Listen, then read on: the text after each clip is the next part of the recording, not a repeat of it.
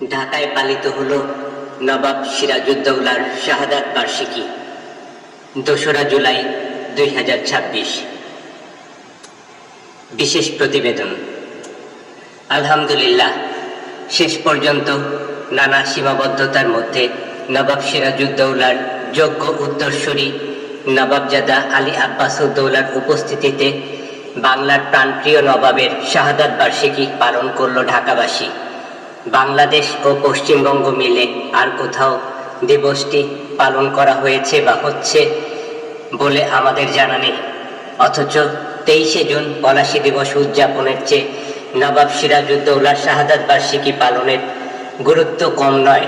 ইনশাল্লাহ এখন থেকে প্রতি বছর এই দিবসটি পালন করবে নবাব প্রজন্ম আব্বাসউদ্দৌলার হাতে গড়া সংগঠন নবাব সিরাজউদ্দৌলা স্বাধীনতা পরিষদ NSSP।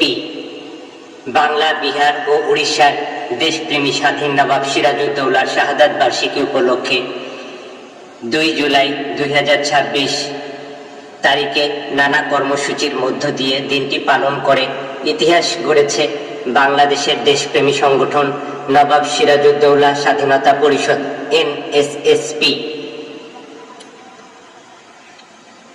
সংগঠনের উদ্যোগে দিনব্যাপী কর্মসূচির মধ্যে ছিল কালো ব্যাজ ধারণ, কালো পতাকা উত্তোলন, খতমে কোরআন, স্মরণ সভা, দোয়া মাহফিল এবং অসহায় ও দুস্থ মানুষদের মাঝে খাবার বিতরণ।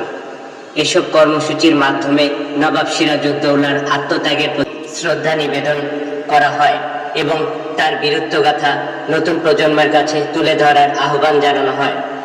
স্মরণ সভায় বক্তারা বলেন, 1757 সালের 2 জুলাই ষড়যন্ত্রের শিকার হয়ে বাংলা, বিহার ও উড়িষ্যার শেষ স্বাধীন নবাব সিরাজউদ্দৌলাকে মীর জাফরের পুত্র মিরনের নির্দেশে মোহাম্মদী বেগ নির্মমভাবে হত্যা করে। তার শাহাদাতের মধ্য দিয়ে উপমহাদেশে বিদেশি শাসনের পথ আরও সুগম হয়। তাই নবাব সিরাজউদ্দৌলার আত্মত্যাগ শুধু ইতিহাসের একটি বেদনাদায়ক অধ্যায় নয়, বরং স্বাধীনতা ও আত্মমর্যাদা রক্ষার এক অনন্য প্রেরণা। অনুষ্ঠানে উপস্থিত ছিলেন NSSPর চেয়ারম্যান মহোদয়, নবাব সিরাজউদ্দৌলার নবম রক্তধারা প্রজন্ম সৈয়দ গোলাম আব্বাস আরেব ওরফে নবাবজাদা আলী আব্বাসউদ্দৌলা, সংগঠনের মহাসচিব, লেখক ও সাংবাদিক ফাইজুল ইসলাম, যুগ্ম মহাসচিব অ্যাডভোকেট মোহাম্মদ ইকবাল হোসেন ভুইয়া, প্রচারণা সম্পাদক ও মুখপাত্র সাংবাদিক ফারহানা নীলা, সাংগঠনিক সম্পাদক নাজমুল হাসান, দপ্তর সম্পাদক মোহাম্মদ জাহিদুল ইসলাম সহ সংগঠনের বিভিন্ন পর্যায়ের নেতৃবৃন্দ। বক্তারা নবাব সিরাজউদ্দৌলার আদর্শ, দেশপ্রেম ও আত্মত্যাগের ইতিহাস নতুন প্রজন্মের কাছে যথাযথভাবে তুলে ধরতে গবেষণা, স্মরণানুষ্ঠান এবং ইতিহাস ভিত্তিক কর্মকাণ্ড আরও জোরদার করার উপর গুরুত্ব আরোপ করেন। একই সঙ্গে তারা জাতির ইতিহাস ও স্বাধীনতার চেতনা সমুন্নত রাখতে সবাইকে ঐক্যবদ্ধভাবে কাজ করার আহ্বান জানান।